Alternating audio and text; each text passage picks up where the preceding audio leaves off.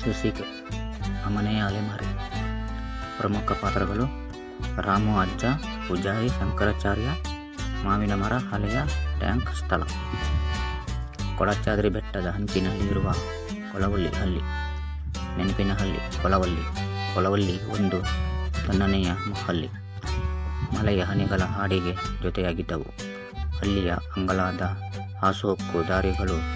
ಬೆಟ್ಟದ ಬಾಯಲ್ಲಿ ನೆಲೆಸಿರುವ ಈ ಹಳ್ಳಿಗೆ ಎಷ್ಟು ಕಥೆಗಳ ಗೂಡು ಎನ್ನಲಾಗಿತ್ತು.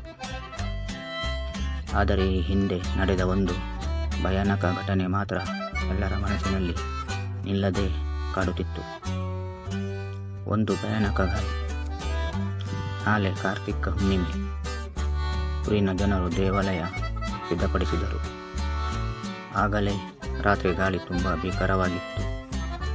ಬೀಸುತ್ತಿತ್ತು. ಮಳೆ ಬಿದ್ದು ಹಳ್ಳಿಯ ರಸ್ತೆ ಕೆಸರಿನಿಂದ ತುಂಬಿತ್ತು. ಊರಿನ ಬಾಲಕ ರಾಮು ತನ್ನ ಅಜ್ಜನ ಜೊತೆ ಕೂತಿದ್ದಾಗ ಅಜ್ಜ ಹೀಗೆ ಹೇಳಿದರು: ಈ ಗಾಳಿ ಕೇವಲ ಗಾಳಿ ಅಲ್ಲ ರಾಮ, ಇದು ಅಮನೆಯ ಅಲೆಮಾರಿ ಶಬ್ದ. ಹಳೆಯ ಟ್ಯಾಂಕ್ ಹತ್ತಿರ ಹೋಗಬಾರದು. ಟ್ಯಾಂಕ್ ಹತ್ತಿರದ ರಹಸ್ಯ. ಅದನ್ನು ಕೇಳಿದ ರಾಮು ಬೆಚ್ಚಿ ಬಿದ್ದು ತಾನೇಕೆ ಹೋಗಬಾರದು ಅನ್ನೋದನ್ನು ಪ್ರಶ್ನಿಸಿದ್ದ. ಅಜ್ಜ ಕಣ್ಮುಚ್ಚಿ ಹಳೆಯ ಕತೆ ಹೇಳಿದರು. 10 ವರ್ಷಗಳ ಹಿಂದೆ ಹಳ್ಳಿಗೆ ಹೊಸತನ ಹಬ್ಬವಾಗಿತ್ತು. ಯುವತಿ ಲಕ್ಷ್ಮಿ ಎಂಬವಳು ತನ್ನ ಪತಿಯ ಜೊತೆ ಹೊಸ ಬಾಳ ಆರಂಭಿಸಿದಳು. ಆದರೆ ಪತಿ ಅವಳನ್ನು ಮೋಸ ಮಾಡಿ ಆಕೆಯ ಶವವನ್ನು ಹಳೆಯ ಟ್ಯಾಂಕ್ನೊಳಗೆ ಎಸೆದಿದ್ದ. ಆಮೇಲೆ ರಾತ್ರಿ ಸಮಯಕ್ಕೆ ಆಕೆಯ ಆತ್ಮ ಅಲ್ಲಿ ಅಲೆದಾಡುತ್ತಿದೆ ಎಂದು ಜನ ಹೆದರುವ ಆರಂಭವಾಯಿತು. ರಾಮ ಧೈರ್ಯ ತೋರಿಸಿದ. ರಾಮು ಈ ಮಾತು ಕೇಳಿ ತಾನೇ ಅದರ ಸತ್ಯಾಂಶ ಒತ್ತಾಗಿಸಬೇಕು ಎಂದು ನಿರ್ಧರಿಸಿದ. ಅಜ್ಜನ ಎಚ್ಚರಿಕೆಗಳನ್ನೆಲ್ಲ ತಳ್ಳಿ ಹಾಕಿ ರಾತ್ರಿ 12 ಗಂಟೆಗೆ ಟ್ಯಾಂಕ್ ಹತ್ತಿರ ಹೋದ. ಮೊದಲು ಏನೂ ಆಗಲಿಲ್ಲ. ಆದರೆ 1 ಗಂಟೆಯಾದ ರಾಮು, ನಾನಿಂದು ಕೂಡ ಇಲ್ಲಿ ಇದ್ದೀನಿ, ಒಂದು ಬರುವ ಮಹಿಳೆಯ ಧ್ವನಿ ಕೇಳಿಸಿತು. ಬೆರಗು ಮತ್ತು ನಿಗೂಢತೆ. ರಾಮು ಶಾಕ್ ಆದ.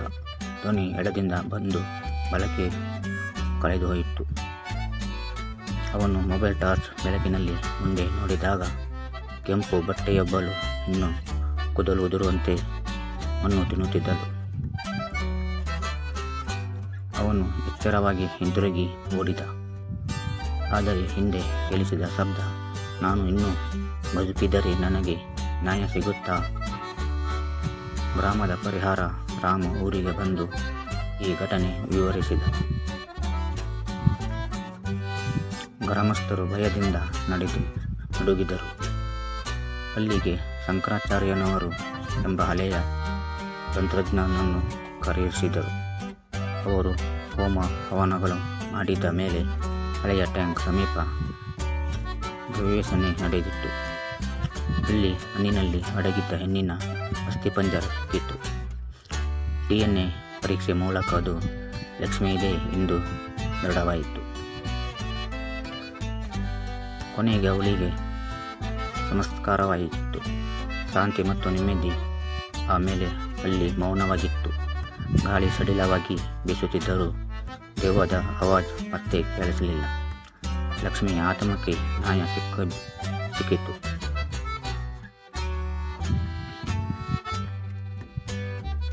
ಕಥೆಯ ಸಾರಾಂಶ: ಅನ್ಯಾಯ, ಮೋಸ ಮತ್ತು ನಿಷ್ಠುರತೆಯ ವಿರುದ್ಧವೇ ಅಮನೆಯ ಅಲೆಮಾರಿ ಎದ್ದಿತ್ತು. ಆದರೆ ಕೊನೆಗೆ ನೈತಿಕತೆ ಗೆಲುವು ಸಾಧಿಸಿತು. ನೈತಿಕ ಪಾಠ: ಅನ್ಯಾಯ ಎಲ್ಲಿ ನಡೆದರೂ ಆತನ ನೆರಳಿನಲ್ಲಿ ನ್ಯಾಯದ ವಿನಯ ಶಬ್ದ ಕೇಳಿಸಲೇಬೇಕು. ಆತ್ಮನಿಗೂ ಶಾಂತಿ ಬೇಕೆಂಬುದನ್ನು ನಾವು ಮರೆಯಬಾರದು.